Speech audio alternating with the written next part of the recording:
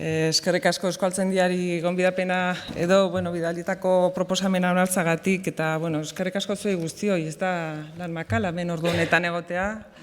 Eta, orain, ez dakit, gaia erabat aldatuko dut, iaia goizera buelta egitera. Alegia, goizeko saiotan, soziolinguistika zertxo bat gehiago hitz egin da, eta ni horra bueltatuko naiz, korpusari buruz asko eta ondo entzuten egon eta gero, ezta. Nik saio labur honetan Euskara Batuaren ezaugarri soziolinguistikoak etorkizunari begira aurri buruz hitz egin nahiko nizueke, Mikel Zalbideren ondoren honetaz hitz egitea lotxa ematen du, pentsatuko dizue, eta Miren Azkarateri entzuna gero lotxa ematen du, baina utziko diazue bintzat goizean esandako gauza batzuen inguruan puntu batzuk edo pare bat edo hiru ideia azpimarratu nahiko nituzke, eta bidean idea berri bat ateratzen bada, primeran. Gauza da, nik nahi nukena da, alde batetik, hemen daukagun abiapuntua 78ko bertako biltzarrura da, Euskaltzaindian, Euskara Batuari nolabaiteko aterabidea eman zitzaion hori. Gaur egun hartu 40 urte pasata gero zer gertatuan azkar aipatuko nuke erronkak, etorkizuneko erronkak nun ikusten ditudan azaltzeko. Baina batez ere nahi nuke ikuspegi soziolinguistiko batean testuinguratu, alegia. Hemen ikusten duzuen hori, edozein hizkuntzaren bizindar etnolinguistikoa deskribatu nahi duen teoria bat da, ziur naiz denak ezagutuko duzuela, baina nire asko gustatzen zait hemen kokatzea soziolinguistikari buruzko gauza guztiak. Naiz eta 77an plantatu zuten Gilles Bourichet eta Taylorrek, iruditzen zait gaur egun ere, naiz eta izan dituen, garapen handia izan duen teoria honek, orain deskribzio mailan, azalpen mailan, eta baita proiektzio mailan ere ikusten dut zer esan handia daukar. Eta karri nahi nizueke, ez noski azalduko zerran teoria, baina bai, jarri nahiko nizueke hiru zutabe horietan zer bloke, zer lerro azaldu deskribatu egiten den. Lehenengoan, estatusaren atalean jakina hizkuntzak ze estatusa duen, bigarrengoan, hiztun komunitate horrek ze balio demografikoetan biltzen den, eta azalpenak badakizkizue, ez dizuet hortan ezer berririk esango, eta hizkuntzak ze babes ofiziala duen. Hori, 77an plantatu zen, esan da bezala, iruditzen zait gaur egun balio handia duela, baina kokatu nahi nuke ia 10 urte lehenago, harkatu. Bai, kokatu nahi nuke izan ere, 78an hau planteatu baino lehenago intuizioak edo jakintzak, nik esango nuke gehiago, hemen bildu zianak eta aurretik lan egin zutenek intuizioz edo ikusi zuten zenbatenoko garrantzizkoa den hemen agertzen dian hiru zutabe horietako elementu edo aldagai guztiek. Beraz, esango nuke Euskara Batuaren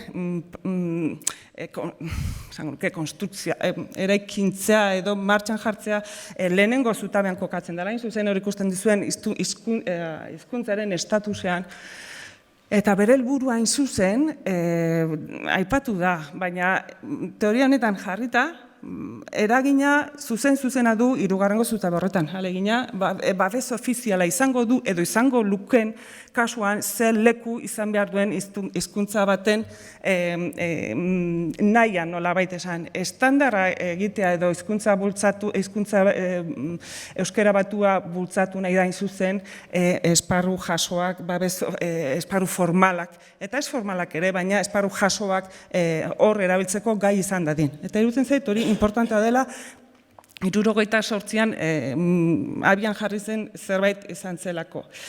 Jakina bide batez lortu nahi da hizkuntzaren estatusa igotzen, estatus ekonomikoa eta lehenengo zutabean dauden horietan ere eragitea. Baina hori guztia, nun eta komunitate baten komunitate baten impulsoaz eta komunitate batentzat. Alegia, euskal hiztun komunitateak behar zuen eta euskal hiztun komunitateari zuzendua proiektatzen da euskara batua ordun ja, eta iruditzen zait importante dela gogoratzea ze 50 urte geroago berriro egoera berdinean kokatzeko aukera, egoera berdinean esan nahi dut aztertzeko modu antzekoan ibili gaitezkelako. Eta hor egongo dialako nik aipatu nahiko denituzken aldaketa nagusiak 50 urte pasata gero. Alegia, Torianen bitartez, deskripzioa egiten dugu, baina heldu nahi dena da zeindean aldagai soziolinguistiko nagusi horiek nola eramango gaituen hizkuntza jarrera batzuk izan ditzan, komunitate horrek edo hiztun talde horrek, ze motivazio izango ditun eta horren arabera ze erabilera izango duen. Nola bait, gaur goizean aipatzen zen espolkik aipatzen zuen horren inguruko, laburbiltzea azkar bat da. Ez dut deskribituko 78ko hiztun komunitatea nola zegoen. Hori badakizue, ni baino geto bakar, bi puntu bakarkan gogoratu nahiko nituzke. Interesgarria dalako gaur egunekoa neurri batean mitzat alderatzeko. Eta da lehenengoa. Euskal hiztuna garai hartan esango genuke ez daukate datu fidagarrik esateko 100%, ala zenik, baina esango nuke gehiengoa nagusiena euskal hiztuna lehen hizkuntza zuen euskera. Ez lehen hizkuntza bakar, ez bera bakar, baina oso gutxi zinean etxetik kanpo ikasi zutenak. Eta horrek ekartzen ditu ezaugarri batzuk eta gero aldatu den zerbait da. Eta bigarrena, gogoratu nahi nuke gaitasuna eta erabilera garai hartan ere ez zela gauza bera. Eta ekarri nahi dut, gaur egun, behin da berriro aipatzen duguna da gaitasunan. Asko irabazi da, baina erabileran ez gea jatzen. Eta hor arrakala izugarri handia daukagu, hori da behin da berriro aipatzen dena. Garai hartan, beste norabide batean, jakina, baina arrakala handia zegoen, askoz gehiago zautzen zuten, askoz gehiago zean hiztunak, euskaraz zekitenak hitz egiten zutena, baina eta hain zuzen hori zen, hizkuntz shift, zeak esaten zu, talbidek esaten du bezala, hizkuntza aldatzearen arrazoi edo evidentzia nagusia, dakitenek ez hitz egitea. Orduan ja bat zegoen, beste gauza asko ere bai, baina nik hor utzi nahi nuke. Hori guztia iruki honetan islatuta, alegia, zein da harremana hizkuntza, euskara batua, kasu honetan, edo euskara hiztuna, norberaren hiztuna, eta hiztun komunitatea. Beraz, hiru horietan aztertu beharko genuke ze aldaketa gertatu den, euskara batuaren prozesua aurrera junala. Datotxo batzuk gogoratzeko besterik. Zein zen, euskara estandarizatzearen helburu batzuk, nagusiak. Nik hau atera dut, bibliografiari bueltatxo bat eman da, eta zer esaten zen, eta gaur gauzak igual hobeto esan dira. Baina, lehenengo helburua zen. Euskaldun guztiek elkar ulertzeko gai izan zedin. Hori da, lehenengo helburua. Bigarrena, hizkuntza jaso izatea, hain zuzen, hirugarren zutabe horretan baliagarria izan darin. Hizkuntzaren estatusa sendotzeko, estatus soziala, zabaltzea eta estatus politikoa lortzea. Hori, helburu bezala, bakatu, hor zerbait galdu da, zerbait galdu da bidean, eta importantea da irutzen zait. Barkatuko didazue,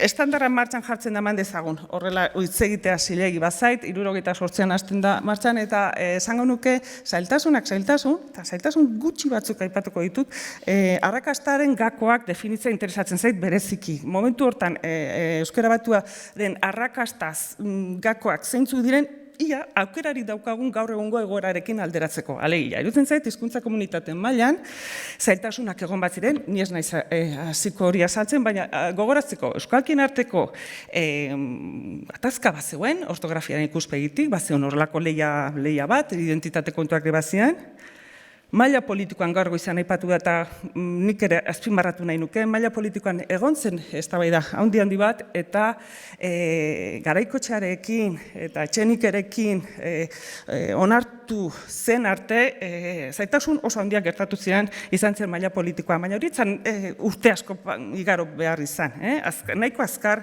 historia kontan hartuta nahiko azkar, baina korapilasoa izan zen. Eta akademian ere bai, gogoratu behar da, Euskaltzaindian idatzita dago, hausturaren puntuan ere egon zela. Eta naiz eta urte batzut, bueno, esango nuke isildu edo bintzate garrantzi handiegikoa izanez, urte batzutan zailtasun oso handiak egon zirela, Bilasante etorri arte, ni baino askoz gehiago dakien jendea badago, baina gogoratza komenitza. Baina arrakastaren gakoak, pena ematen dit, ez egotzea, irutzen zait, hau dela nik esan editenaren gune bat, alegia. Zein da nire ustez edo ikusitakoaren arabera ikuspegi soziolinguistikotik euskara batuak izan duen arrakastaren gako nagusiak. Eta diot, arrakasta itzela dela benetan sinisten detelako eta horrela esaten egiagun osoan. Bueno, alde batetik, hizkuntza komunitateen hiru atal horietan banatuko dut, eskar. Hizkuntza komunitateen mailan, esango nuke garai hartan, 78, 70, buelta hortan gabiltza, Franco hil aurretik. Garai horretan, esango genuke, euskara batua estandarraren, onarpenaren, nolabaiteko sua, indarra, bagoaz, lidertza, orduko euskaldun belaunaldi gazteek hartu zutela. Bintzat hori da, guri heltzen zaigun idea. Eta irutzen zait ez dala utxala hori. Irutzen zaigu belaunaldi gazteek hartu zutela hori eta lortu zutela ez bakarrik beraiek horizontalean gazteek hori onartzea eta matxan jartzea, ez hori bakarrik baizik eta baita ere lortu zuten belaunaldi zaharragoak beraien gurasoak esango nuke horiek ere aktibatzea estandar baten mesedetan. Eta hori oso importantea dela irutzen zait, hain zuzen, belaunaldi hori delako 50 urte hauetan neurri batean, betire neurri batean. Neurri batean bintzat Euskaltzaindiari babes osoa eman diona 50 urte hauetan. Ez hori bakarrik, gazte mugimendua aipatu dut, baina gero sozialki alfabetatze mugimendu handiak, baina esango nuke hizkuntza komunitatearen ikuspegitik, nola esango nuke, funtsezkoa da, nik bintzat horrela ikusten dut, funtsezkoa da, momentu horretan ez dela bakarrik apostua euskara batua estandara bat egin behar dena, baizik eta euskara batua lortu nahi da, hain zuzen funtzio horiek arditzan, hain zuzen hizkuntzak arditzan funtzio estatus edo ospe handiago bat, hain zuzen bizitasun etnolinguistikoa handiago izan dadin, hain zuzen herri baten mesedetan. Alegia, irutzen zait, etzan ezinbestekoa, hizkuntza baten estandarizazioan, segurazko ez da ezinbestekoa guztia, baina irutzen zait euskararen kasuan, eta gertatu zen, garaien gertatu zelako, hemen ezin ditu denak aipatu, baina irutzen zait oso elementu importantea dela konturatzea, orduko gizarte horrek onartu zula horrelako prozesu komplikatu zail bat aurrera ematea proiektu nagusi, beste maila bateko proiektu baten atzetik zegoelako. Bale, bueno, hau zan, aizken finean, ez dut pentsatzen nuen guztia esango, baina nintzat hau bai esan nahi nuke. Eta maila politikoan gauza bera, momentu horretan, seguru asko, ez baldin bazian elkartu, abertzaletasuneko Sarasuak esaten duen, bi maila politiko, bi familia politikoen adostasun puntu batea aldeatu ez bazian, seguru asko hemen gauzak zailago izango zian. Eta akademian, ere, aipatu gabe zinaiz geratu, ez dakit konstelazioa nola gertatu zen, baina seguru asko historian gertatu dien norbanako maila akademiko apartako jendea elkartu zen momentu batean. Eta ez bakarrik maila akademikoan, baizik eta gizarte mailan ere oso eraginkorrak zirenak. Esan nahi nuke, besteak gutxietsi gabe. Beste guztiak gutxetxe gabe, baina txilardegi bat edo mitxelena bat elkarrekin egotea horrelako zera batean, horrelako proiektu batean, krudin da beste guztiak elkarrekin egoteak eman zion, segurazko gizarte eta soziolinguistiko gizarte mailan horrelako babes importante bat. Eta usten dut hori oso importantea dela. Horrekin batera, zesanik ez, idazlek, garai hartoko idazle gazteek, idazlek esan nahi da, idazleak, jakin bezalako aldizkariak, eta nolabait, Torrealdaik esaten du, kasu honetan, euskaltzaindiari ematen zaio, momentu hartan behartzun gizarte honek, behartzun, nola esan, instituzio baten, aitortza egin zitzaion euskaltzaindiari. Ez zegoen besterik konfiantzazkorik nola bitesan, eta horrela aipatzen du Torrealdaik. Gauza da, gauzak horrela, handikan 4-5 urtea, hemen aipatzen duten bezala, mirariaren euforia aipatzen du Sarasolak. Eta ez dut, urrengo atala, beraz, hori da nire ustez gertatu zena eta gaur egungo egoerarekin alderatu beharko genukena, irutzen zait. Puntuz puntu. Baina, ez dut ahaztu nahi beste gauza bat, beste gaitxo bat, eta honekin segurazko bukatzen jungo naiz, beste gauzatxo bat. Estandarizazioak daukan berezko paradoxa. Aipatu nahi nuke, alde batetik. Aspalditik dakigu, estandarizazio prozesuak zer, nola, esate baterako Europako hizkuntza estatuen hizkuntzak nola estandarizatu diren, badakigu, ezagutza horren inguruan badaukagu, baina jakinakoa, burbeko esaten du moduan, estandarak aukeratza edo eratzea edo osatzeak berez dakar nolabaiteko jerarkizazio bat. Nolabaiteko,